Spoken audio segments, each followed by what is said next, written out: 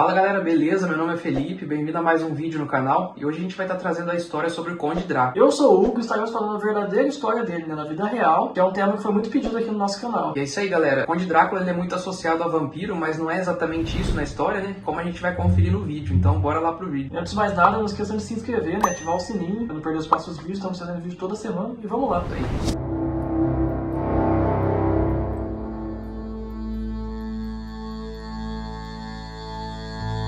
A enigmática Transilvânia, os vampiros e o Conde Drácula fazem parte do nosso imaginário desde que somos crianças. No entanto, por trás das páginas tensas do clássico Drácula, escrito em 1897 pelo romancista irlandês Bram Stoker, existe a história real de um líder impiedoso que deteve o avanço do Império Otomano no século XV. Ele era Vlad III da Valáquia, sul da atual Romênia. Embora seus conterrâneos e inimigos tenham usado também o sinistro apelido de Tepes, o empalador em romeno, já que o príncipe tinha uma fascinação macabra por empalamentos. Por tamanha bizarrice e crueldade, e por uma série de acasos literários, esse príncipe virou sinônimo de vampiro sem ter ligação com as criaturas da noite. Para a maior parte dos romenos, o líder foi um grande defensor do país, livrando a Romênia cristã das espadas turcas. Ele realmente conseguiu defender seu pequeno principado de um império poderoso por algum tempo. Não há dúvidas sobre sua crueldade, mas pode-se argumentar, como fazem muitos historiadores romenos, que ele não era pior que outros líderes de seu tempo, afirma a pesquisadora canadense Elizabeth Miller, especialista em ambos os Dráculas, o histórico e o personagem literário. Foi lá que o príncipe Vlad e seus irmãos Mircea e Radu nasceram, na cidade de Sigissora. Aliás, essa é a única verdadeira associação do futuro empalador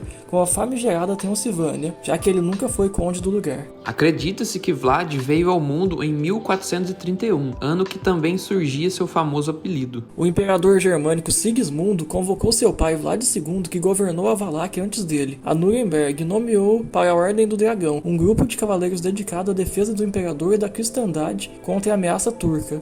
Vlad II parece ter gostado tanto da honraria que adotou o título de Dracul, o dragão. Drac é dragão em romeno. Quando adulto, Vlad III também entrou para a Ordem do Dragão e se tornou Drácula, filho do dragão. Há quem acredite que o termo também tem a conotação de demônio em romeno, mas o fato é que, pelo menos no nome, os dois Vlads, pai e filho, eram guerreiros de Cristo. Em 1436, numa tentativa de apaziguar os turcos e conseguir um pouco de independência, Vlad Dracul foi obrigado a enviar Vlad, o filho, e Radu como reféns para as terras do sultão Mohammed II, o Conquistador. Os meninos passaram 7 anos entre os turcos, quando o sultão finalmente liberou os dois, em 1448. Só o mais velho, Vlad, voltou à Valáquia, descobrindo que seu pai e seu irmão mais velho estavam mortos. Foi aí que o jovem príncipe deu início a uma série de guerras e lutas que marcariam sua vida. Em 1456, Vlad retomou o comando da Valáquia, e nessa época realizou seus maiores feitos militares e cometeu as maiores atrocidades.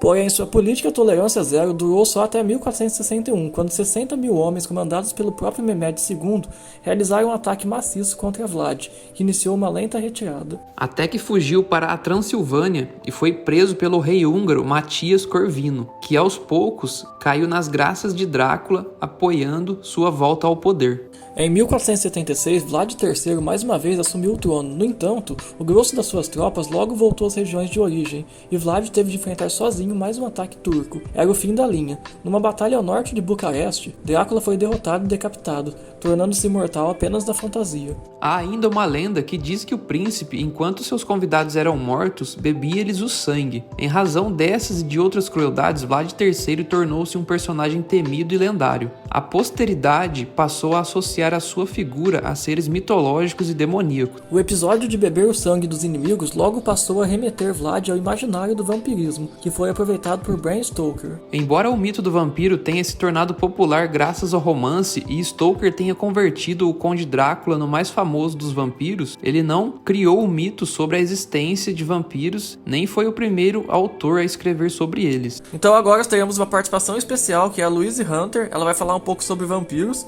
Vou estar deixando o link do canal dela aí na descrição, para quem quiser conhecer. E vamos lá. Vampiros. Não se sabe, na verdade, exatamente a origem, mas estudiosos suspeitam que a concepção moderna desses monstros tenha evoluído a partir de várias crenças tradicionais existentes em toda a Europa.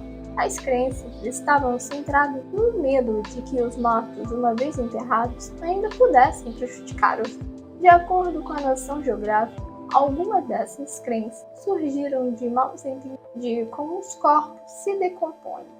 A partir da medida que a pele de um cadáver diminui, seus dentes e unhas podem parecer ter crescido mais, e à medida que os órgãos internos se decompõem, um líquido escuro pode vazar do nariz. Assim, pessoas não familiarizadas com esse processo interpretavam esse fluido como sangue e suspeitavam que o cadáver estivesse se alimentando de seres vivos. As características dos vampiros modernos são amplamente conhecidas, e isso se deve ao grande sucesso do livro de Bram Stoker. Eles têm presas, bebem sangue humano, não fazem sombra, ou não têm a própria imagem refletida em espelho. Podem ser afastados com alho e mortos com uma estaca de madeira no coração. Alguns, como o Conde Drácula, são aristocratas que viviam em castelos. E as lendas sobre o Drácula, ou Vlad III, foram exaustamente trabalhadas pelo cinema.